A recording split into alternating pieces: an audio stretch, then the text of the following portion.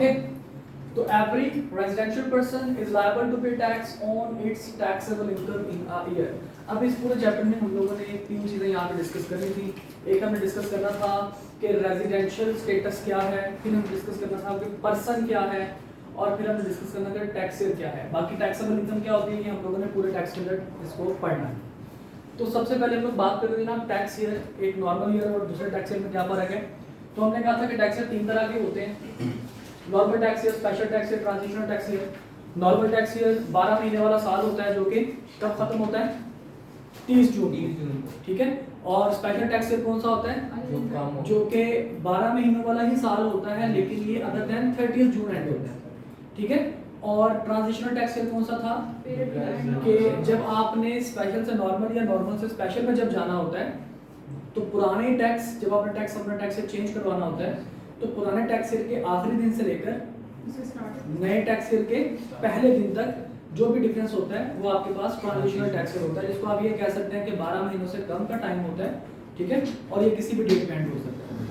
तो ये transitional tax year, तीन किस्म के टैक्स ईयर्स आपके पास मौजूद हैं। नॉर्मली पाकिस्तान के अंदर जो टैक्स ईयर इस्तेमाल होता है that is normal tax year, जिसका ड्यूरेशन 1/7 से लेकर 30/6 अगले साल तक होता है, ठीक है जी। तो जनाब ये आपके पास नॉर्मल टैक्स है। जब भी मैं हम टैक्स ईयर की बात करेंगे तो मैं कौन से टैक्स ईयर की बात किया करूँगा, नॉर्मल टैक्स ईयर, ठीक है। स्पेशल टैक्स ईयर में कोई भी डेट आपके पास हो सकती है लेकिन होता वो 12 महीने का साल ही है। अच्छा जी, इसके बाद हम लोगों ने डिस्कस किया था कि पर्सन कितनी किस्म के हैं। तो हमने कहा ना पर्सन जो है वो हकीकत में आपके पास तीन किस्म के आपके पास पर्सन हैं। नंबर 1 है आपके पास इंडिविजुअल, इंडिविजुअल वो लोग होते हैं जैसे हम लोग इंसान हैं। नंबर 2 आपके पास कंपनी या एओपी, कंपनी और एओपी बेसिकली आपके पास कंपनी का मतलब और कंपनीज एक्ट 2017 में जो इसकी डेफिनेशन लिखी है और यहाँ पे भी इसकी डेफिनेशन लिखी है, यहाँ पे आप देख सकते हैं, ठीक है। तो ये हम लोगों ने डेफिनेशन थोड़ी सी इसकी रिकॉल हम लोग करेंगे। तो कंपनी और उसके बाद एओपी एसोसिएशन ऑफ पर्सन, जिसको आप पार्टनरशिप भी कहते हैं, तो वो भी हमारे पास सेकंड पर्सन होता है। थर्ड पर्सन जो है वो हमारे पास फेडरल गवर्नमेंट होती है। फेडरल गवर्नमेंट आ गई, political subdivision of foreign government, और लास्ट में फिर public international organization, for example ILF वगैरह। ये तीन किस्म के लोग पर्सन्स होते हैं। इनमें से आपके सिलेबस के अंदर दो किस्म के लोग जो हैं वो दो किस्म की पर्सन्स की टैक्सेबिलिटी आप लोगों के सिलेबस में शामिल है। नंबर 1 इंडिविजुअल की और नंबर 2 एओपी की, ठीक है। ये दो किस्म की टैक्सेबिलिटी आप लोगों ने करनी है, पर्सन की, इंडिविजुअल की, और दूसरा एओपी के लिए। अच्छा, अब एओपी इंडिविजुअल तो हम लोगों को पता है। एओपी के बारे में हम लोग क्या कहते हैं जी, एओपी किसको कहते हैं, एओपी कहते हैं जी किसी भी किस्म की फर्म। फर्म हकीकत में फर्म का मतलब क्या जी, फर्म की डेफिनेशन यहाँ पे हमने नीचे लिखी है कि फर्म का मतलब है जी दो या दो से ज्यादा बंदों के दरमियान रिलेशन कि जिसमें वो लोग मिलकर बिजनेस कर रहे हैं, प्रॉफिट एंड लॉस को शेयर कर रहे हैं, ठीक है जी। और हिंदू अनडिवाइडेड फैमिली एक फ्रेज है, हिंदू अनडिवाइडेड फैमिली, जिसका मतलब होता है जॉइंट फैमिली बिजनेस, कि जिसमें जॉइंट फैमिली बिजनेस वगैरह चलता हो तो हम उसको भी क्या कहेंगे, ये हकीकत में क्या है, एसोसिएशन ऑफ पर्संस है। और कोई भी आर्टिफिशियल जुरिडिकल पर्सन मतलब कोई भी ऐसी शख्सियत जिसको लॉ शख्स मानता हो लेकिन हकीकत में वो आर्टिफिशियल पर्सन हो, ठीक है। मतलब लॉ को अलग से उसको एंटिटी कंसीडर करता हो बट वो एंटिटी जो है वो हकीकत में एग्जिस्ट नहीं करती, लेकिन वो जस्ट एक आर्टिफिशियल एंटिटी है, ठीक है, जैसे कंपनीज वगैरह। लेकिन कहता है जी एओपी के अंदर कंपनीज शामिल नहीं होती, does not include company, okay. और कंपनी क्योंकि अलग से एक पर्सन है तो उसके लिए अलग से डेफिनेशन मौजूद है जनाब। कंपनी की डेफिनेशन में सबसे पहले कहता है जी कंपनी का मतलब ये है कि ऐसी कंपनी जो कि इनकम टैक्स ऑर्डिनेंस 1984 अब ये खत्म हो चुका है, अब आपके पास कंपनीज एक्ट 2017 आ चुके हैं। तो कंपनीज एक्ट 2017 या इनकम टैक्स इनके आपके अपना जो आपका इनकम टैक्स ऑर्डिनेंस है 2001 के अंदर, उसमें ये डेफिनेशन कंपनीज ऑर्डिनेंस 1984 का ही लिखा हुआ अभी तक, तो इस वजह से हमने भी यहाँ पे इसको ही कोट किया है, अदरवाइज ये कंपनीज एक्ट 2017 यहाँ पे होना चाहिए। उसके बाद कहते हैं जी स्मॉल कंपनी, स्मॉल कंपनी की डेफिनेशन हमारे पास मौजूद है जी। सबसे पहले देखते हैं कि स्मॉल कंपनी आपके पास क्या चीज़ है। तो स्मॉल कंपनी की जब मैं डेफिनेशन की तरफ गया तो मुझे पता चला कि हाँ स्मॉल कंपनी एक ऐसी कंपनी को कहते हैं जो कब मार्च में वजूद में आई हो, टैक्स ईयर 2006 के अंदर, जुलाई 2005 के बाद बनने वाली जो कंपनीज, ऐसी कंपनीज जो कब बने, जुलाई 2005 के बाद, यानी कि टैक्स ईयर 2006 या उसके बाद बने, ठीक है। और उनका जो पेड अप कैपिटल है प्लस अनडिस्ट्रीब्यूटेड रिजर्व, यानी कि जो उनका पेड अप कैपिटल, यानी कि कैपिटल जिसके शेयर्स वगैरह परचेज कर लिए गए हैं, पेड अप कैपिटल, और जो उस पर रिटेन्ड अर्निंग है अनडिस्ट्रीब्यूटेड रिजर्व, यानी कि ऐसा प्रॉफिट का हिस्सा जो कि डिविडेंड के तौर पर डिस्ट्रीब्यूट नहीं किया जाता बल्कि कंपनी के रिजर्व में रख लिया जाता है, दोनों मिलाकर कहते हैं जी ये 15 मिलियन के 5 करोड़ से ज्यादा नहीं होना चाहिए, 5 करोड़ से ज्यादा नहीं होना चाहिए, पेड अप कैपिटल और अनडिस्ट्रीब्यूटेड रिजर्व दोनों मिलाकर 5 करोड़ से ज्यादा नहीं होने चाहिए। और नंबर 2 कंडीशन है जनाब कि किसी भी टाइम पे किसी भी टैक्स ईयर में 250 से ज्यादा वो एम्प्लॉई हायर ना करे। उसके एम्प्लॉई की तादाद कितनी होनी चाहिए? मैक्सिमम 250। उसके बाद कहता है उसकी जो सेल्स है, उसका जो एनुअल टर्नओवर है वो 25 करोड़ से ज्यादा नहीं होना चाहिए, यानी कि 250 मिलियन से ज्यादा नहीं होना चाहिए। उसके बाद फिर कहता है जी ये ऑलरेडी किसी कंपनी से अलग होकर और ऑलरेडी किसी कंपनी से स्प्लिट होकर ये अलग से माज़र वजूद में ना आए, ये कंपनी बिल्कुल नहीं होनी चाहिए। ठीक है, तो ये अगर आपकी 4 कंडीशन फुलफिल होती हैं और 5वीं कंडीशन टैक्स ईयर वाली, तब हम इसको क्या मान लेंगे? Small company. अगर कंपनी ऑलरेडी टैक्स 2006 से पहले रजिस्टर्ड है तो फिर वो बेशक उसमें ये सारा कुछ आ रहा हो, वो स्मॉल कंपनी की डेफिनेशन में नहीं आएगी। ओके, तो ये जनाब हमने कहा जी स्मॉल कंपनी आपके पास इस तरह की होती है। स्मॉल कंपनी भी कंपनी की डेफिनेशन में आती है जी। फिर उसके बाद हमें बताया गया कितना कंपनी की डेफिनेशन के अंदर any body corporate, body corporate का मतलब होता है artificial person, artificial juridical person. Any body corporate form by और under any law in force in Pakistan के पाकिस्तानी कानून के कोई भी जो पाकिस्तान का एनफोर्सेबल लॉ है, बेशक वो कंपनीज ऑर्डिनेंस 1984 है, बेशक वो आपके पास कंपनीज एक्ट 2017 है। जिस भी लॉ के तहत अगर कोई चीज रजिस्टर्ड होती है एज कंपनी तो उसको हम लोग क्या मान लेंगे? कंपनी मान लेंगे। मुदारबा बेटा आप लोगों ने इकोनॉमिक्स में पढ़ा होगा कि मुदारबा basically Islamic mode of financing है कि जिसमें एक पार्टी पैसा और दूसरी पार्टी सर्विसेज लेके आते हैं और बिजनेस करते हैं, ठीक है, और प्रॉफिट एंड लॉस को शेयर करते हैं। तो मुदारबा भी इटसेल्फ क्या है? आपके पास कंपनी है।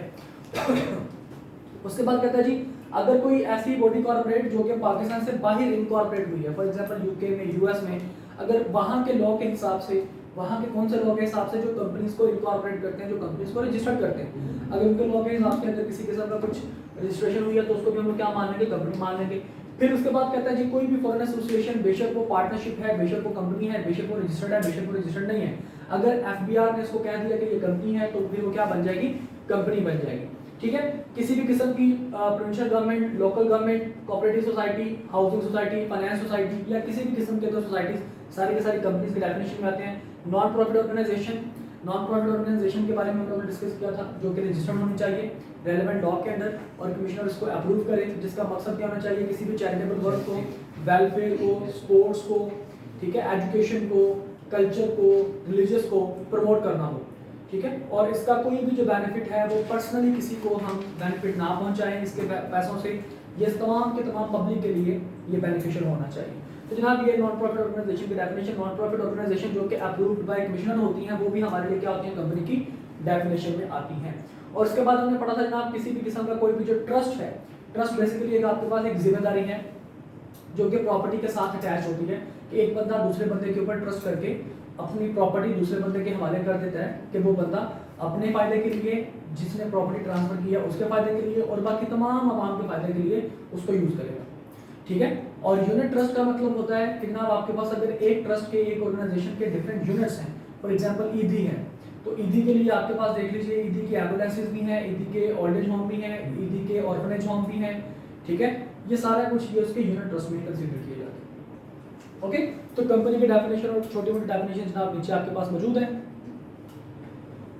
इसके बाद जनाब हमारे पास जो चीज रेजिडेंशियल स्टेटस, जो मेन चीज हमारे पास इस चैप्टर के अंदर थी, दैट इज रेजिडेंशियल स्टेटस। हमने कहा जी हमने 3 लोगों का रेजिडेंशियल स्टेटस देखना है, किस किस का? इंडिविजुअल का, एओपी का और कंपनी का। इंडिविजुअल का जो रेजिडेंशियल स्टेटस है उसके लिए हमारे पास 3 कंडीशन है। कहता है जी इंडिविजुअल का रेजिडेंशियल जो स्टेटस है वो नंबर 1 कि कोई भी बंदा, बेशक वो जिस मर्जी नेशनैलिटी से है, कोई भी बंदा जो पाकिस्तान में फिजिकली 183 और मोर डेज के लिए, देखिए बेटा this is not more than 183, it is 183 और मोर, यानी कि मोर देन 182 डेज, 183 और more days in a tax year वो पाकिस्तान में फिजिकली अवेलेबल हो। ठीक है, नंबर 2 अगर वो गवर्नमेंट का एम्प्लॉई है, वो बेशक पाकिस्तान में रहे या पाकिस्तान से बाहर रहे, गवर्नमेंट का एम्प्लॉई है तो वो क्या होगा? रेजिडेंशियल इंडिविजुअल होगा। और लास्ट में कहता है जी ऐसा Pakistani, being a Pakistan citizen, ऐसा पाकिस्तानी जो किसी भी मुल्क में, पाकिस्तान इंक्लूडिंग पाकिस्तान, किसी भी मुल्क के अंदर वो 182 डेज से ज्यादा स्टे ना करे। बीइंग अ पाकिस्तानी सिटीजन वो किसी भी मुल्क में 182 डेज से ज्यादा स्टे ना करे तो वो क्या बनेगा? वो भी हमारे लिए रेजिडेंशियल इंडिविजुअल होगा। ओके, ये तीन कंडीशन जनाब हमारे पास मौजूद हैं रेजिडेंशियल इंडिविजुअल के लिए। और हमने कहा था जनाब आपको कौन कौन सा दिन पूरा पूरा काउंट करना है, मतलब अगर कोई हमारे पास रेजिडेंट पर्सन दिन के कुछ हिस्से के लिए पाकिस्तान में अवेलेबल था और उसी दिन के कुछ हिस्से के लिए पाकिस्तान में अवेलेबल नहीं था, तो क्या हम उसको पूरा दिन काउंट करेंगे? तो काउंट कहते हैं यस, जिस दिन वो आया, बेशक वो एक दिन खत्म होने से 1 मिनट पहले आ गया तो वो वाला दिन भी काउंट कर लिया जाएगा। जिस दिन वो गया, बेशक दिन शुरू होने के 1 मिनट बाद गया तो वो वाला दिन भी काउंट कर लिया जाएगा। ठीक है, day of arrival, day of departure from Pakistan. अगर वो पाकिस्तान में मौजूद है तो कोई पब्लिक हॉलीडे हो चुका है तब भी उसको लोग कंसीडर कर लेंगे। अगर वो पाकिस्तान जो है वो अपना बिजनेस करने के लिए, कोई काम करने के लिए आया था और उसने कोई लीव ली है, कोई छुट्टी ली है, लेकिन वो मौजूद पाकिस्तान में है, तो फिर हम लोग क्या करेंगे कि वो पाकिस्तान में तो क्योंकि मौजूद है तो 183 डेज को काउंट करने के लिए उसको हम लोग पूरा दिन कंसीडर करेंगे। फिर कहते हैं जी अगर आपके पास किसी किस्म की पाकिस्तान में कोई इंटरप्शन की वजह से, कोई स्ट्राइक, लॉकआउट या किसी भी किस्म का लॉकडाउन की वजह से अगर वो पाकिस्तान में कैद हो जाता है, बंद हो जाता है, यानी कि रुक जाता है लॉकडाउन की वजह से, तो फिर भी इट वुड बी कंसीडर्ड कि जनाब वो पाकिस्तान में फिजिकल अवेलेबल है, इसलिए भाई साहब को क्या करना पड़ेगा, इसलिए हम लोग भाई साहब को 183 डेज के लिए अवेलेबल मानेंगे। और उसके बाद कहता है कि अगर कोई हॉलीडे उसने पाकिस्तान में स्पेंड किया अपने काम शुरू करने से पहले, काम खत्म करने के बाद, अगर वो पाकिस्तान में फिर भी अवेलेबल रहा तो 183 डेज को काउंट करने के लिए हम लोग कंसीडर करेंगे। और फिर कहता है जी अगर सिर्फ एक दिन ऐसा है जिसको हम लोग कंसीडर नहीं करेंगे और वो है अ डे इन ट्रांजिट, कि अगर वो बंदा उसकी मंजिल एक मुल्क से दूसरे मुल्क में जाना हो लेकिन दरमियान में स्टे के लिए वो पाकिस्तान में रुक जाए, एयरलाइंस के स्टे के लिए वो पाकिस्तान में रुक जाए, तो उसको हम लोग कहते हैं डे इन ट्रांजिट। तो अगर वो डे इन ट्रांजिट में है तो हम उसका वो वाला दिन कंसीडर नहीं करेंगे। ठीक है, बाकी हर दिन जब वो पाकिस्तान में फिजिकल बेशक वो चंद मिनट के लिए पाकिस्तान में अवेलेबल था, हम क्या मान लेंगे पूरे दिन के लिए वो पाकिस्तान में अवेलेबल था। ओके, इसके बाद हमने कहा जनाब रेजिडेंट कंपनी के लिए क्या डेफिनेशन है जनाब, हम कहते हैं जी ऐसी कंपनी जो कि पाकिस्तान में इनकॉर्पोरेट हुई हो, जो पाकिस्तान में इनकॉर्पोरेट हुई हो उसको हम लोग क्या मानेंगे, रेजिडेंट कंपनी। या फिर ऐसी कंपनी जिसका 100% कंट्रोल पाकिस्तान में मौजूद हो टैक्स में किसी भी टाइम के लिए, बेशक एक दिन के लिए भी, अगर 100% उसके कंट्रोल मैनेजमेंट अफेयर्स पाकिस्तान में अवेलेबल है तो हम क्या मान लेंगे वो पाकिस्तान के लिए क्या है, रेजिडेंट कंपनी। अगर पूरे साल में किसी भी टाइम के लिए उसके 100% शेयर्स, उसके 100% अफेयर्स पाकिस्तान में अवेलेबल नहीं है तो फिर हम उसको क्या मानेंगे, नॉन रेजिडेंट कंपनी। लेकिन अगर पूरे साल में किसी भी टाइम के लिए, बेशक एक दिन के लिए भी, अगर वो पाकिस्तान में उसके 100% तमाम के तमाम कंट्रोल और मैनेजमेंट अफेयर्स पाकिस्तान में है तो हम उसको क्या मान लेंगे, ये हमारे लिए क्या है, रेजिडेंट कंपनी है। और प्रोविंशियल गवर्नमेंट और लोकल गवर्नमेंट की डेफिनेशन हम लोगों ने कंपनी में पढ़ी थी, तो इस वजह से कि प्रोविंशियल गवर्नमेंट और लोकल गवर्नमेंट आपके पास रेजिडेंट कंपनीज होती हैं।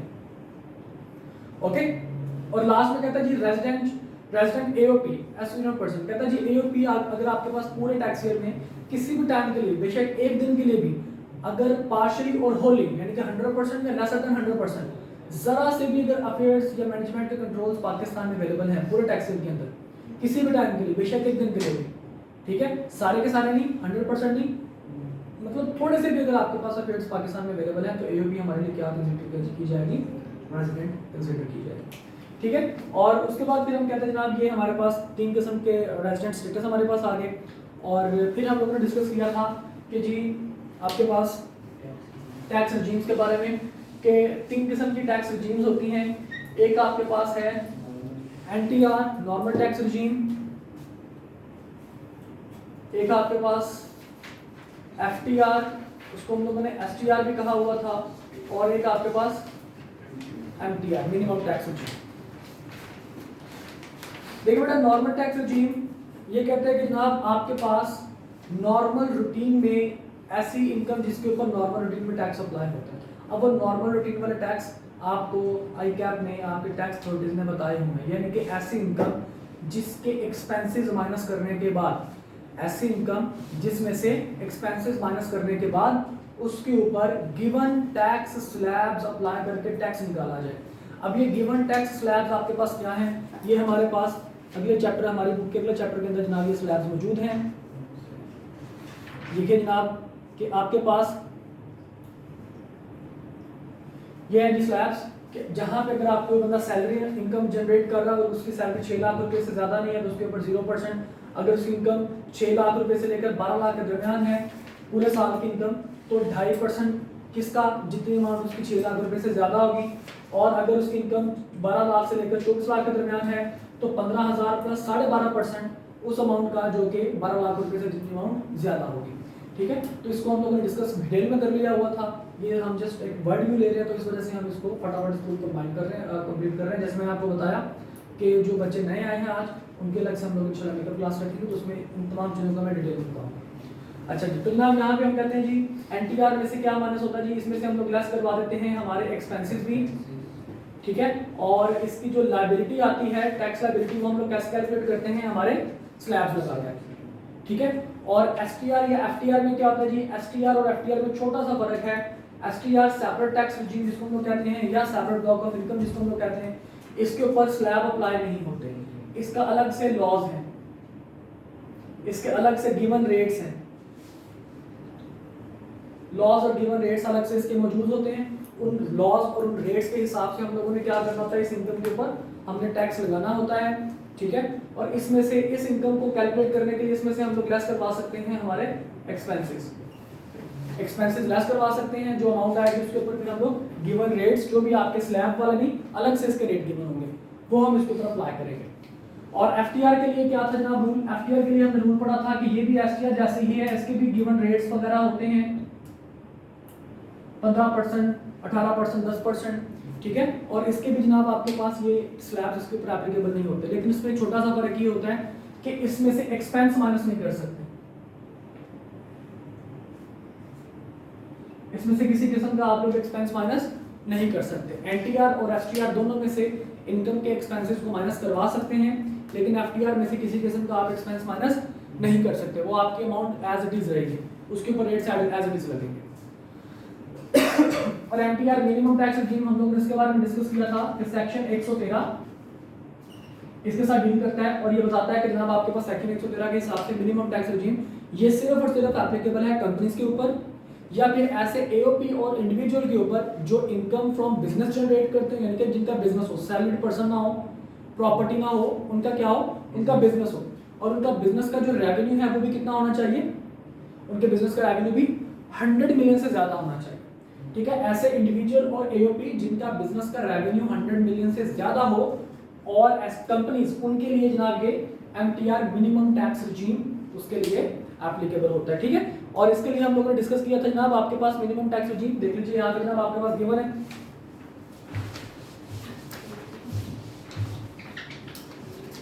Minimum tax regime. तो किसके लिए जनाब ये एप्लीकेबल है, हमने कहा जी ये एप्लीकेबल है किसी रेजिडेंट कंपनी के लिए, इंडिविजुअल या एओपी जिनका टर्नओवर एनुअल कितना हो 100 मिलियन या उससे ज्यादा। ठीक है, उनके ऊपर ये एप्लीकेबल है। और ये कितना एप्लीकेबल है जनाब, वो कहता है कि जनाब अगर ये मिनिमम टैक्स रिजीम का मतलब होता है कि कम से कम आपने इतना टैक्स पे करना है। आप बिजनेसमैन हैं, आपका रेवेन्यू 100 मिलियन से ज्यादा है, बेशक आपका प्रॉफिट थोड़ा आता हो, बेशक आपका टैक्स थोड़ा या ज्यादा बनता हो, दैट डजंट मैटर, कम से कम आपने इतना टैक्स पे करना है। तो इस रिजीम के तहत कम से कम आपने कितना टैक्स पे करना है जी, 1.25% of the revenue turnover.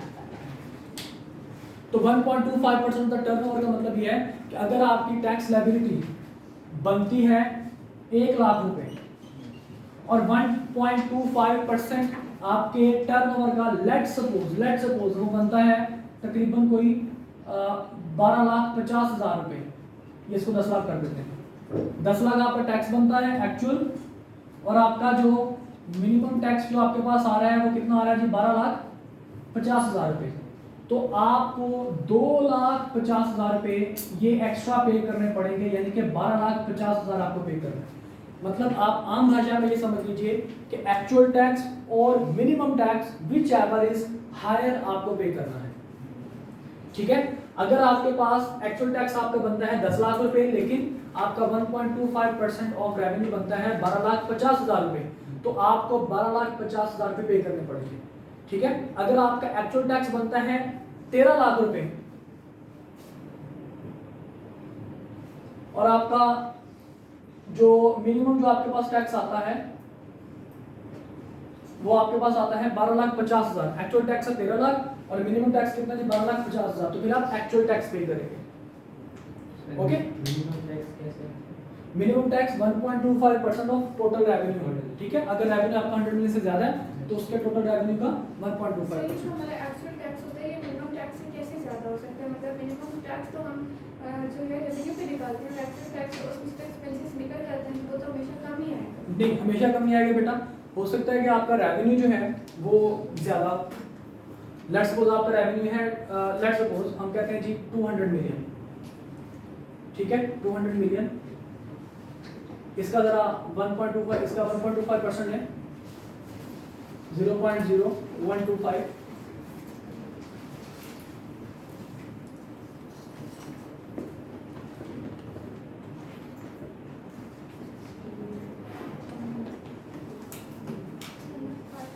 Sorry 2.5 lakh रुपए, 2.5 लाख तुम्हें होगा, 25 लाख होगा, 25 लाख रुपए, ठीक है। अब 25 लाख रुपए का टैक्स है आपके पास, मिनिमम टैक्स, ओके। अब हो सकता है कि इस 200 मिलियन में से आपका जो एक्सपेंस है वो ज्यादा से ज्यादा आपका एक्सपेंस हो जाए तकरीबन 50 मिलियन का, तो बाकी आपका जो प्रॉफिट रहेगा वो कितना रह गया, 150 मिलियन का। अब 150 मिलियन के ऊपर जब आप इसके टैक्स रेट्स अप्लाई करेंगे तो देखिएगा वो कितना आएगा। अभी अप्लाई करके हम लोग देखते हैं।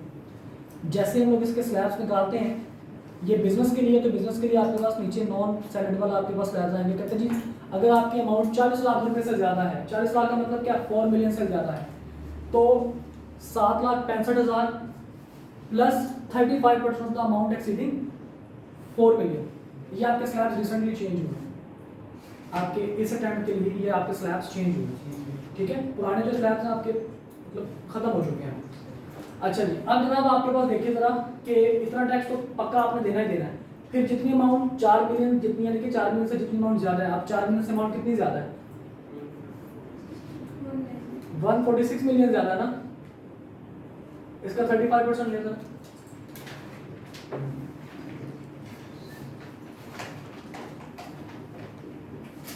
वन 146,000,000 का 35%,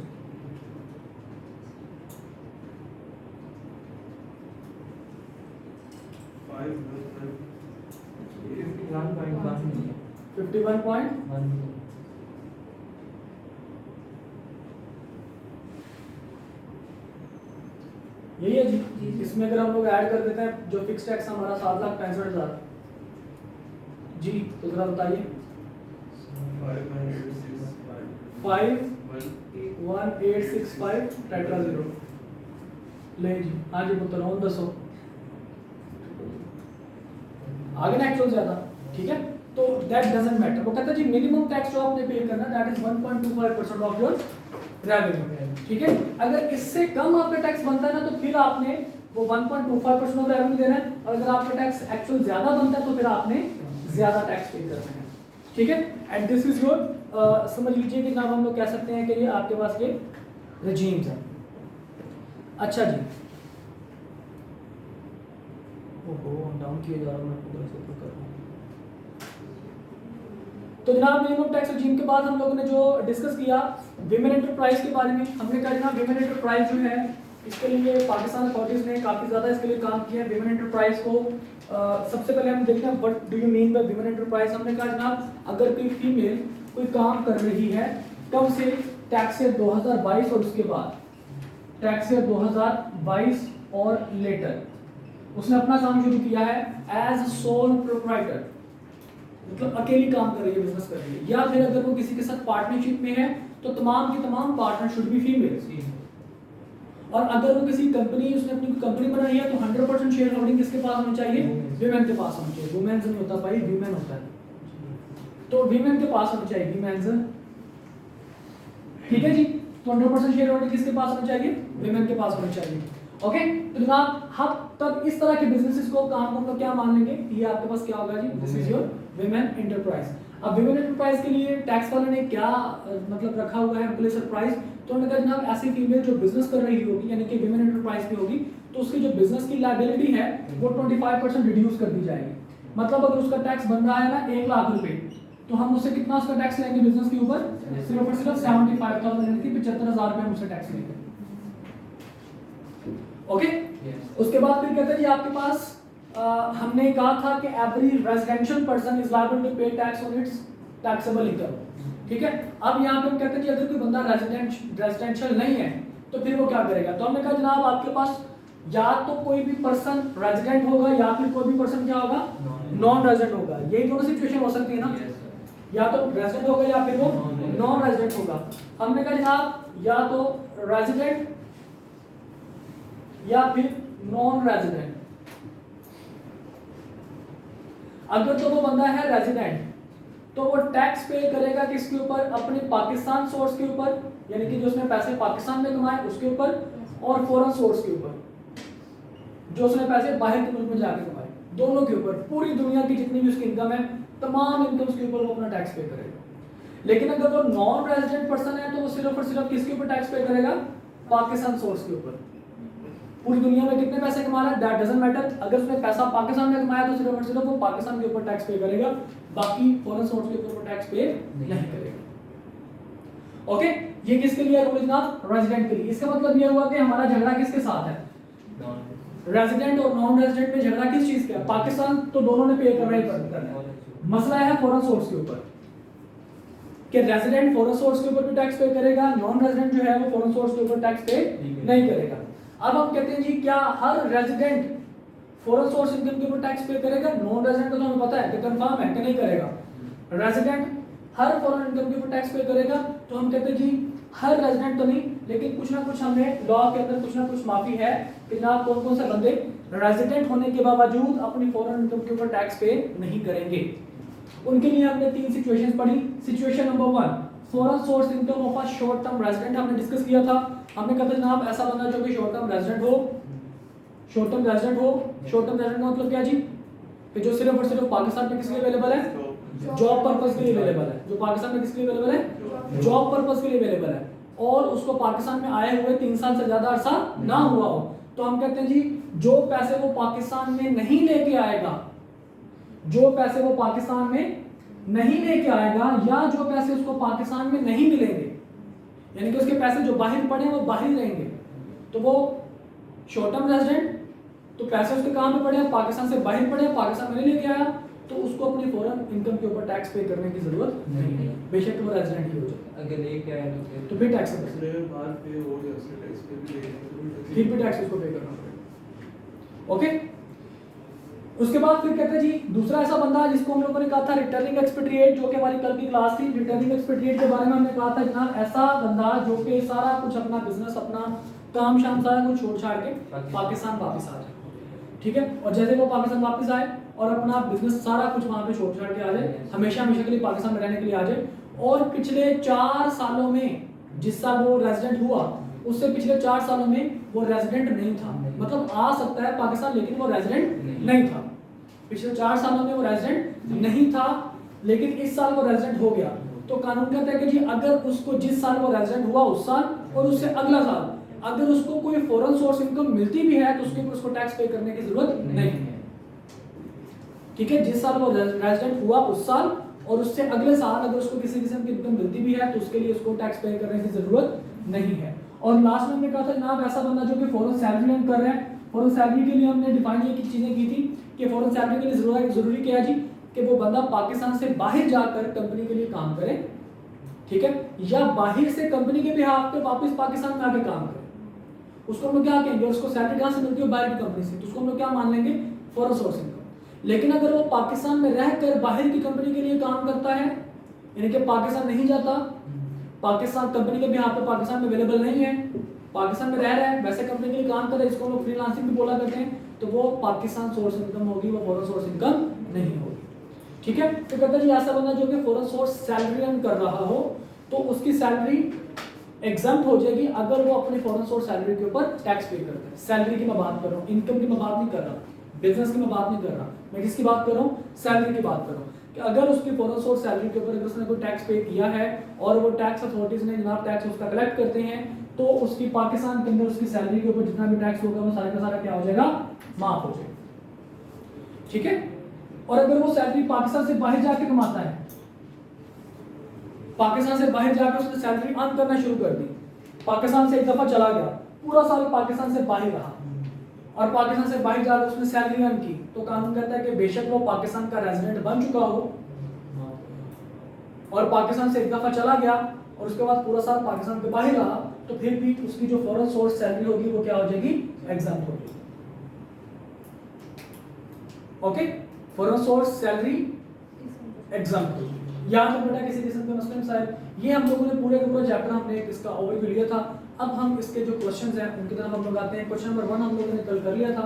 क्वेश्चन नंबर 3, 4, 2, 3, 4, 5, 6 इनमें से कुछ हमने क्वेश्चंस किए थे, कुछ हमारे पास क्वेश्चन जाते थे, उन क्वेश्चन को हम सॉल्व करते हैं। उसके बाद इंशाल्लाह फिर कल आप लोगों को मैं आपकी जो इनकम्स हैं उनकी तरफ लेके जाऊँगा, ठीक है, आपकी हेड ऑफ इनकम की तरफ लेके जाऊँगा।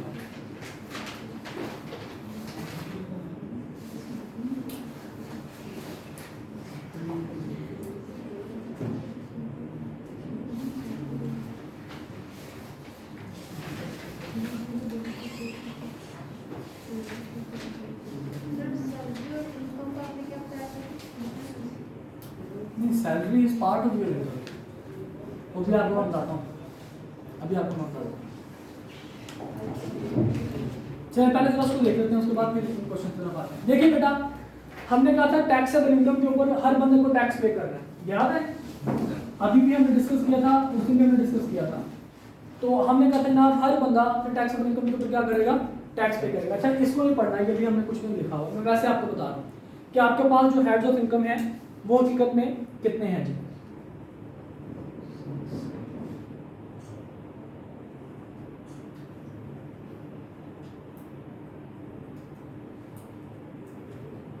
ओपन कर देता हूँ ताकि आप लोगों को नजर आ जाए।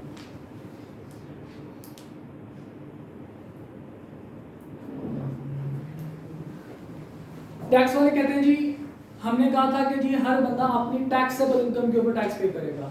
हमने कहा था कि टैक्सेबल इनकम को कैलकुलेट करने के लिए हमें पूरा का पूरा टैक्स पढ़ना पड़ेगा। अब इनकम का जो जुगाड़ एक इंसान कहाँ से लगा सकता है, यानी कि उसके सोर्सेज ऑफ इनकम कहाँ से हो सकते हैं। तो there are 5 sources of income. पूरे इनकम टैक्स में हमने ये 5 चीजें डिस्कस करनी है। नंबर 1 कहता है जी कोई भी बंदा या तो अपनी सैलरी में से पैसा कमा सकता है, कहीं पे जॉब करके वहां से उसको सैलरी मिल सकती है, वहां से पैसा कमा सकता है। इसकी टैक्सेबिलिटी हम देखेंगे पूरे चैप्टर इसके जो अवेलेबल है। फिर या उसके पास कोई प्रॉपर्टी है और उसको उसने रेंट पे दिया हुआ है, कोई घर है, कोई प्लॉट है, उसको उसने रेंट पे दिया और वहां से रेंट जनरेट कर रहा है, जिसको आप रेंटल इनकम भी कहते हैं। उसको टेक्निकली हम लोग कहते हैं इनकम फ्रॉम प्रॉपर्टी, के प्रॉपर्टी में से पैसा, ये उसका हेड हो सकता है। इसकी टैक्सेबिलिटी अलग से चैप्टर मौजूद है पूरे का पूरा। फिर उसके बाद जनाब या कि बंदा बिजनेस कर सकता है, बिजनेस करेगा, कोई टैक्सेबल कोई एक्टिविटी करेगा, इकोनॉमिक एक्टिविटी करेगा जिसके रिजल्ट में उसको पैसे मिलेंगे, प्रॉफिट वगैरह मिलेगा, जो भी हमने थोड़ी सी एग्जांपल्स वगैरह भी देखी थी। तो इनकम फ्रॉम बिजनेस जनाब आपके पास सोर्स आपका हो सकता है। या फिर उसके पास कोई कैपिटल एसेट हो सकता है। What do you mean by capital asset? Capital asset को बताएगा आपने से जी, अकाउंटिंग के अंदर आप लोगों ने इसको पढ़ा होगा फिक्स्ड एसेट या फिर नॉन करंट एसेट। लेकिन टैक्स वाले कहते हैं कि ये एक ऐसा एसेट है जो कि डेप्रिशिएबल एसेट नहीं होता एसेट ही है, मतलब इसका फायदा आपको एक साल से ज्यादा अर्से के लिए होना है, लेकिन ये डेप्रिशिएबल नहीं होता। फॉर एग्जांपल आपके शेयर्स,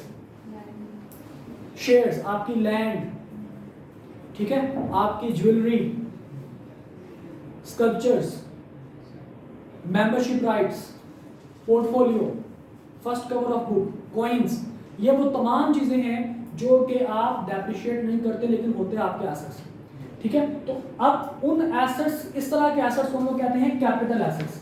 क्या कहते हैं इसको? Capital assets. तो इन एसेट्स को बेचकर अगर कोई आपको गेन होता है तो वो भी आपकी इनकम बनती है। मिसाल के तौर पर आपने एक प्लॉट परचेज किया 10 लाख रुपए का, उसको आपने 12 लाख रुपए में सेल कर दिया, तो 2 लाख रुपए आपको गेन मिला। 2 लाख रुपए आपको क्या मिला? गेन मिला। That is called capital gain. जैसे खान साहब ने तोशा खाना में क्या किया, घड़ी जो उनको मिली थी, घड़ी को बेच दिया। अब घड़ी क्या थी? घड़ी डेप्रिशिएबल एसेट नहीं है, घड़ी क्या है? कैपिटल एसेट है, प्रीशियस है, कैपिटल एसेट है। तो खान साहब ने घड़ी को बेचा और बेचने के बाद जितना उनको प्रॉफिट मिला उसको बेचने के बाद उसके ऊपर उन्होंने टैक्स पे कर दिया। जहां से वो पकड़े भी गए कि अगर उन्होंने टैक्स पे किया तो उसका मतलब उन्होंने घड़ी को बेच दिया, जो कि कानूनी तौर पर ठीक नहीं है कि आप किसी भी गिफ्ट को नहीं बेच सकते। तो वो उसके ऊपर उनको, आपको पता है कि फिर क्या हुआ, क्या मुल्क के हालात कहाँ किस तरफ गए, किस तरफ नहीं गए। तो खैर बहरहाल कैपिटल गेन का मतलब क्या जी, आपने कोई कैपिटल एसेट को क्या किया, आपने बेचा और उसके ऊपर आपको प्रॉफिट मिला। तो प्रॉफिट आपके लिए क्या हो गया? आपकी इनकम। 10 लाख रुपए की चीज लेकर आपने 10 लाख ही बेच दी तो कमाया तो आपने कुछ नहीं, तो there will be no capital gain. लेकिन 10 लाख की चीज कैपिटल एसेट लेकर आपने 12 लाख का बेचा, 2 लाख रुपए का आपने कमाई की, तो 2 लाख रुपए की कितने आपके पास क्या जी कैपिटल गेन है। तो कैपिटल गेन के जरिए आप क्या कर सकते हैं, आप अपने कैपिटल गेन के जरिए आप चीजों को अपनी इनकम यानी कि इंक्रीज करवा सकते हैं। This might be your source of income. एक इंपीरियल लिमिटेड के नाम से कंपनी है, मेरा दोस्त वहाँ पे असिस्टेंट फाइनेंस मैनेजर है, तो इंपीरियल लिमिटेड के नाम से वो कंपनी है, वो कंपनी उसका काम ही ये है शेयर्स को परचेज करना, जैसे कीमत बढ़ जाए शेयर्स को बेच देना, उसका काम ही है। शेयर्स की प्राइस कम भी तो हो सकती है, तो कम होती तो नहीं डेप्रिसिएशन नहीं होगी, वो शेयर की price book value market value कितनी होगी, that would be called fair market value, वो डेप्रिशिएट नहीं होती। वो शेयर की प्राइस कभी कम है कभी ज्यादा, डेप्रिसिएशन का कौन सा ऐसा रूल है कि जो आपकी वैल्यू कभी कम करता है कभी ज्यादा करता है। ओके, उसके बाद कहता है जी इनकम फ्रॉम अदर सोर्सेज, कहता है जी और कोई ऐसा सोर्स ऑफ इनकम जिसका मैं बयान नहीं कर सकता। मिसाल के तौर पर आपने किसी को उधार दिया हुआ है और वहां से आप इंटरेस्ट जनरेट कर रहे हैं, सूद ले रहे हैं, आप पैसे तो आपको मिल रहे हैं ना वो सैलरी है, ना बिजनेस है, ना प्रॉपर्टी है, ना कैपिटल गेन है, वो आप पैसे के ऊपर कमाई कर रहे हैं, तो फिर वो किधर जाएगा, हमें नहीं पता उसका हेड क्या है, तो फिर वो क्या होगा, income from other sources. Income from other sources, मेरे क्लाइंट है, उनका पिछले साल उनकी जनाब उनके पास उनकी जो सैलरी वगैरह थी थोड़ी सी, उनका इतनी उनके पास इनकम थी कि उसके ऊपर टैक्स नहीं लगता था, मतलब उनकी इनकम 6 लाख रुपए से कम थी सालाना। लेकिन अचानक मुझे उसने कहा कि जब मेरे पास वो मेरा क्लाइंट बना पिछले साल, मुझे कहता है कि हसन भाई बड़ा मसला है, कोई बंदा मेरे केस को हाथ में डाल रहा। मैंने कहा जी हुआ क्या? कहता जी वो खुद ही आप देख रहे हैं। मैंने कहा जी बताइए। तो मैंने उसका मैंने पोर्टफोलियो उसका ओपन किया, उसकी आईआरएस की जो आईडी है उसको मैंने ओपन किया, तो मुझे पता चला उसके पास जो सालाना इनकम थी इट वाज अबाउट 3,95,000, 3,95,000 रुपये, जिसके ऊपर टैक्स बिल्कुल भी नहीं बनता। मैंने कहा इसमें क्या मसला है? मैंने कहा तुम्हारा टैक्स बनता नहीं। कहता जी मेन मसला ये है कि अब मेरे नाम पे यहाँ पे देखिए कोई प्रॉपर्टी आ रही है, अब उसके नाम पे कोई प्रॉपर्टी नहीं आ रही, क्योंकि 3,95,000 रुपये के क्या असर परचेज करेगा। मैंने कहा जी कोई प्रॉपर्टी नहीं है। कहता जी अब मेन मसला है जिसकी वजह से कोई मेरे केस को हाथ में डालता। बेसिकली वो जा रहा था लॉयर्स के पास। लॉयर्स जो होते हैं वो अच्छे होते हैं but they are not concern person, उनके पास इतना वास्ट नॉलेज नहीं होता टैक्सेशन का। तो वो लॉयर कह रहे थे कि जी नहीं ये तो पॉसिबल नहीं है, आप रिटर्न फाइल ना करें, ये करें वो करें। मसला ये था कि जनाब उस बंदे का, जिस बंदे का एसेट 1 रुपये का भी नहीं था, ठीक 1 साल के बाद उसकी सालाना इनकम 3,95,000 रुपये थी, ठीक 1 साल के बाद उसके एसेट 2 करोड़ रुपये के हो गए। 2-2.5 लाख रुपए के भी नहीं, 2 करोड़ के उसके एसेट्स हो गए। अब उसको शो करना था, शो करते थे तो नैब वाले आ जाते थे। आपको पता है कि पिछले साल मतलब अच्छा खासा इसके ऊपर रगड़ा मतलब लग रहा था, जनाब FIA वाले आ जाते थे, नैब वाले आ जाते थे, कमिश्नर खुद बुला लेता था कि जनाब ये एसेट कहाँ से आ गए 2 करोड़ रुपए के। तो फिर उसने कहा जी इसी तरह से मुझे आपका रेफरेंस किसी ने बताया, किसी के रेफरेंस से मैं आया हूँ, तो मुझे पता चला कि जी आप चार्टर्ड अकाउंटेंट हैं, तो आप ये काम सारा कुछ कर लेते हैं। मैंने कहा जी काम तो कर लेते हैं लेकिन ये मतलब ये क्या बदतमीजी है, जब आप चाहते हैं कि मेरा भी लाइसेंस कैंसिल हो, मैं भी जो हूँ वो मतलब चुप करके घर पे बैठ जाऊँ। कहता नहीं सर कुछ ना कुछ करें। तो फिर वो एक ऐसा रेफरेंस से आया था कि जिसको हम डिनाई नहीं कर सकते। तो फिर हमने वहाँ पे क्या किया, फिर हमने ये शो किया। मैंने कहा जी आपके ये एसेट आपके बने कहाँ से? उसने कहा जी मेरे एसेट बने हैं, मेरे अब्बा जी ने मुझे दिए, मेरे नाम पे अब्बा जी ने प्रॉपर्टी जो है वो ट्रांसफर की है। अब्बा जी ने अपनी एक प्रॉपर्टी बेची, गांव की प्रॉपर्टी बेची, गांव की प्रॉपर्टी बेचने के बाद उसने शहर में एक प्लॉट लिया, उस प्लॉट को बेच के फिर अब्बा जी ने दूसरा प्लॉट लिया मेरे नाम पे। तो बेसिकली अब ये प्लॉट मेरे नाम पे इस तरह से आया। तो फिर हम उसको कैसे जस्टिफाई किया? हमने कर तो हमने लिया जस्टिफाई, हम इनकम फ्रॉम अदर सोर्सेज में ले गए और ले गए जनाब गिफ्ट के अंदर कि इसके अब्बा जी ने गिफ्ट किया, उधर से उसके अब्बा जी के गिफ्ट जो है वो ट्रांसफर डीड बनवाकर गिफ्ट हमने ट्रांसफर करवा दिए। उनके अब्बा जी से जो उनके एसेट्स उनके अब्बा जी के थे वो वहां से कम हो गए, इसके एसेट्स ज्यादा हो गए, जस्टिफाइड हो गए। सर ये इनकम फ्रॉम प्रॉपर्टी नहीं है? किसमें नहीं, इनकम फ्रॉम प्रॉपर्टी का मतलब होता है आपने प्रॉपर्टी रेंट पे दिया, वहां से रेंटल इनकम चार्ज कर रहे हैं, तो ये इनकम फ्रॉम अदर सोर्स में एज गिफ्ट गया था। इसी तरह मेरे पास एक और हमारा क्लाइंट था, वो क्लाइंट वो बैंकर था, इवन बैंक मैनेजर था। वो आया मेरे पास, मुझे कहता है जी ये बात है तकरीबन 2019 की, उस टाइम खान साहब बड़े तपे हुए थे। मुझे कहता है कि सर एक मसला है। मैंने कहा जी बताइए क्या मसला है? कहता है जी मसला ये है कि मेरे पास गाड़ी है और मेरे एसेट्स के अंदर शो नहीं हो रही और मेरी इतनी इनकम नहीं है, ना ही मैंने टैक्स अभी तक कोई पे किया है कि मैं गाड़ी परचेज कर सकूँ। मैंने कहा फिर गाड़ी कहाँ से आई? कहता जी गाड़ी मेरे पास आई है, मैंने अपनी बीवी के जेवर बेचे। मैंने कहा गुड, जेवर बेचे हैं, जेवर बेच के जस्टिफाई कर लूंगा, कैपिटल गेन को माइनस करवा दूंगा और वहां से गाड़ी दिलवा दूंगा इसको। मैंने कहा जी अच्छा जेवर कहाँ से आए? कहता जी मेरी बीवी ने कमेटी डाली है। अब कमेटी कहाँ से लाऊंगी मैं? कमेटी कहाँ पे आएगी? मैंने कहा चलो ठीक है, कमेटी डाली थी, कमेटी के पैसे कोई ना कोई तो सोर्स ऑफ इनकम उसका होगा। कहता जी वो उसने पैसे उसकी पॉकेट मनी जोड़ी थी। मैंने कहा भाई जो पॉकेट मनी वो जोड़ती थी, पॉकेट मनी सारी पता आपके इनकम में से जाती होगी। कहता नहीं, उसके अब्बा जी दिया करते थे। मैंने कहा गुड है भाई, अब्बा जी पॉकेट मनी देते थे, बीवी ने पॉकेट मनी जोड़कर कमेटी डाली, कमेटी निकली, बीवी ने जेवर खरीदा, भाई साहब ने जेवर बेच के गाड़ी ली। कहाँ जस्टिफाई करें भाई? लेकिन फिर भी हम लोगों ने जस्टिफाई उसको किया अदर सोर्सेज के अंदर, कि हमने कहा कि जनाब अदर सोर्सेज में उसको कैश मिला है। कैश उसको कहाँ से मिला है? फिर मैंने कहा गोल्ड का जिक्र नहीं करना तुमने कहना कि मुझे कैश मिला, मुझे कमेटी मिली है। अब वो कैश जब आपको रिसीव होता है, अब वहां पे अगर आप कैश डिक्लेयर कर दे तो आपको सिर्फ एक टैक्स देना पड़ेगा। लेकिन फिर हमने उसका कुछ ना कुछ ऐसी एडजस्टमेंट की कि उसका जो जस्टिफाइड टैक्स था सिर्फ उसको वही देना पड़ा। And he was more than happy, क्योंकि वो खान साहब हर बंदे को पकड़े जा रहे थे। भाई साहब इसके पास अगर किसी के पास 5 लाख से ज़्यादा की मालिक कैसेट है, उससे रिपोर्ट मांगो। तो वो रिपोर्ट के लिए फिर जनाब उस अच्छी खासी दिहाड़ी लग रही थी हमारी, समझ रहे बात को? तो फिर जनाब ये सारा कुछ ये सिलसिला, अब ये सारे का सारा सिलसिला कहाँ से कैसे होता है? जब आपको टैक्स अच्छा आता हो, जब आपका टैक्स स्ट्रॉन्ग हो, जब आप प्रैक्टिकली इस काम को करें। लेकिन फॉर द टाइम बिंग अभी आप लोगों का कैफ के स्टूडेंट्स, तो कैफ के स्टूडेंट्स के लिए आपको उनके रूल्स एंड रेगुलेशंस के बारे में बताना चाहिए। बाकी जब आप आर्टिकल करेंगे तो इंशाल्लाह ताला, और जैसे भी आप माशाल्लाह जब जैसे आप क्वालिफाई करेंगे तो फिर जनाब जो बातें आपको मैं आज बता रहा हूँ, आप लोगों के लिए ये बातें बड़ी मामूली सी बातें होंगी। इससे बड़े बड़े कॉम्प्लेक्स किस्म के केसेस आप सॉल्व कर रहे होंगे। You would be a good chartered accountant इंशाल्लाह in future, but for this purpose you have to learn this tax. ये बेसिक टैक्स आपको यहाँ पे इंडिविजुअल और एओपी का और कंपनी का आपको सीफैक में जाके पढ़ना पड़ेगा। ओके ले जी, तो जनाब ये आपके पास सारे का सारा यहाँ पे है, हेड्स हैं। हमने इंशाल्लाह कल स्टार्ट करना है इनकम फ्रॉम सैलरी, ठीक है। इसके अलावा आपके पास जो प्रैक्टिस क्वेश्चन जिसके हम लोग बेटा बात कर रहे थे उसमें से काफी सारे सवाल हम लोगों ने कर लिए हैं। मेरे ख्याल के क्वेश्चन नंबर 2 से लग रहा है हमारे पास। क्वेश्चन नंबर 2 को देखिए जी।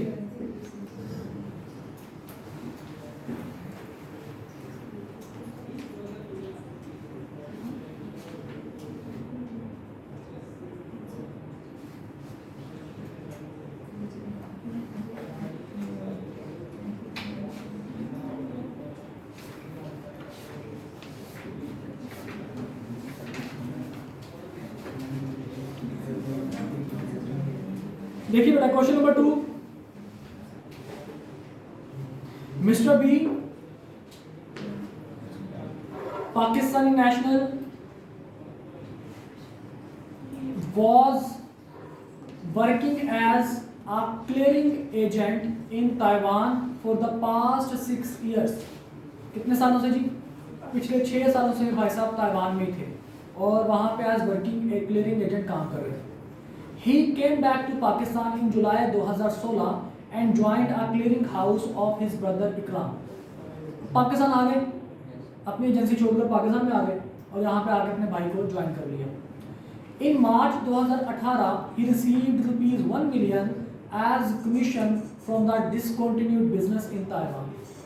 उसको 2018 के अंदर 10 लाख रुपए मिले जो उसने बिजनेस बंद कर दिया था उस बिजनेस के ताइवान के अंदर। Required briefly explain the tax ability of the above situation. देखिए बेटा मैं आप लोगों को पहले भी काफी दफा बता चुका हूँ कि जब बात करें ना टैक्स एबिलिटी का, तो टैक्स एबिलिटी का मतलब होता है आपने यहाँ पे रूल्स बताने हैं और रूल्स के साथ साथ आपने अमाउंट भी लिखनी है, ठीक है। देखिए अब मिस्टर बी जो था वो कौन था? वो ताइवान में पिछले 6 सालों में काम कर रहा था। अब वो वापस पाकिस्तान आ गया सारा कुछ छोड़ छाड़ के। he would be returning expatriate. ये कौन होगा? रिटर्निंग एक्सपेट्रिएट होगा। और रिटर्निंग एक्सपेट्रिएट का रूल हमारे पास क्या था कि रिटर्निंग एक्सपेट्रिएट जो पिछले 4 साल में रेजिडेंट ना हो, जिस साल वो रेजिडेंट हो उस साल और उससे अगले साल जो भी उसको फॉरेन सोर्स इनकम मिलेगी वो क्या होगी? एग्जाम्प्ट होगी। ये जो 10 लाख रुपए उसको मिल रहे हैं कहाँ से मिल रहे हैं? ताइवान से मिल रहे हैं। ये उसकी फॉरेन सोर्स इनकम है, ठीक है। और कब मिले हैं जी? टैक्स 2018, मार्च 2018 का मतलब है टैक्स 2018 के अंदर। अब ये भाई साहब रेजिडेंट कब हुए? वापस कब आए पाकिस्तान? जुलाई 2016 में आए, मतलब टैक्स ईयर 2017 के लिए ये क्या होंगे? रेजिडेंट होंगे। तो 2017 और टैक्स ईयर 2018 में मिलने वाले पैसे एग्जाम होंगे, उनको पैसे कब मिले 10 लाख रुपए 2018 में। दैट्स व्हाई दिस अमाउंट यानी कि foreign source income is exam from taxation.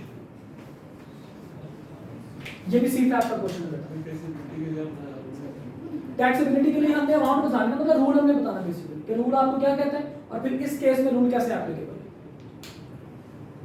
Okay, अगर वो खाली टैक्स रूल पूछता तो हमने जस्ट रूल बताना था, इस केस में क्या कह रहा है वो हमें डिस्कस नहीं करना था। याद रखो मुस्लिम सर बेटा, ऑल क्लियर, ऑल ओके। चलिए जी, इंशाल्लाह फिर हम कल यहीं से कंटिन्यू करेंगे, मतलब यहीं से मतलब है कि इनकम फ्रॉम सैलरी से। जी सर, वॉच एसेट होता है, महंगी जो वॉच है वो एसेट होता है, लेकिन डेप्रिशिएबल नहीं होता बेटा। महंगी जो वॉच है की बात कर, आपने इकोनॉमिक्स में गिवन गुड्स पढ़ा है? सर वो तो उल्टा given goods is actually capital asset जी। अब वो जो वॉच खान साहब को मिली थी, वो वॉच मतलब ये वाली वॉच थोड़ी नहीं, मतलब नो डाउट ये भी महंगी है भाई, लेकिन उतनी महंगी नहीं है। ये महंगी है, ये तकरीबन है कोई 250 पाउंड्स की है, यूके से मंगवाई, ये 250 पाउंड्स की है। वो मेरा ख्याल है तकरीबन पता नहीं कितने मिलियन पाउंड्स की थी, तो मतलब बड़ा फर्क है। और ये भी वॉच कैपिटल एसेट में आती है, इस तरह की ये वाली वॉच भी कैपिटल एसेट में आती है, क्योंकि ये डेप्रिशिएट नहीं होती। ठीक है, जो एसेट आपका डेप्रिशिएट नहीं होता वो एसेट आपके पास क्या होगा, कैपिटल एसेट। ओके।